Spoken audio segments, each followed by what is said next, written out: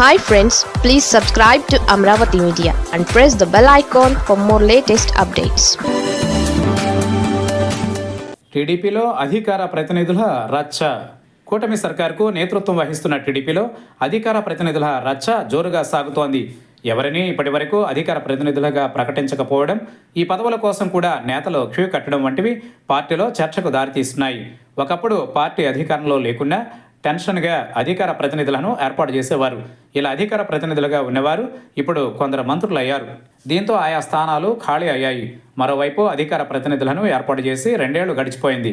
ఇప్పటి వరకు అధికార ప్రతినిధులను నియమించలేదు.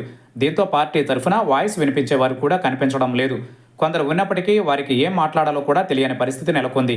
దీనికి తోడు 21 జనసేన పార్టీ నియోజకవర్గాలలో టీడీపీ నేతలు మీడియా ముందుకే రావడం లేదు. అసలు పార్టీ లైన్ కూడా వారు వదిలేశారు. ఇదిలా ఉంటే బీజేపీ ప్రాతినిధ్యం వహిస్తున్న నియోజకవర్గాలలో ఆ పార్టీ ప్రచారం ఎక్కువైంది. హిందుత్వ ప్రమోషన్తో పాటు మోడీ ప్రమోషన్ పెరిగిపోయింది. ఈ క్రమంలో ఒకప్పుడు టీడీపీకి కంచుకోటలుగా ఉన్న ఆయా నియోజకవర్గాలలో ఇప్పుడు ఆ పార్టీ నాయకులు ఏం చెప్పాలన్నా వీలు పడని పరిస్థితి నెలకొంది. ఈ పరిస్థితిలో పార్టీ అధినేత సీఎం చంద్రబాబు అధికార ప్రతినిధుల విషయంపై స్పష్టత ఇవ్వాలని, నియామకాలు చేపట్టాలని కోరుతున్నారు. మరో కీలకమైన పదవి పార్టీ పరంగా చూసుకుంటే తెలుగు మహిళా రాష్ట్ర అధ్యక్షురాలు. గతంలో వంగలపూడి అనిత 4 ఏళ్లు ఈ పదవిలోనే ఉన్నారు. ఆమె ఇప్పుడు మంత్రి అయ్యాక ఈ పదవిని ఎవరికీ కేటాయించలేదు. దీంతో ప్రతి విషయానికి వంగలపూడి అనితే స్పందించాల్సి వస్తుండడం గమనార్హం. ఈ క్రమంలో ఆయా పదవులను సత్వరమే భర్తీ చేయాలని మహిళా నాయకులు సైతం కోరుతున్నారు.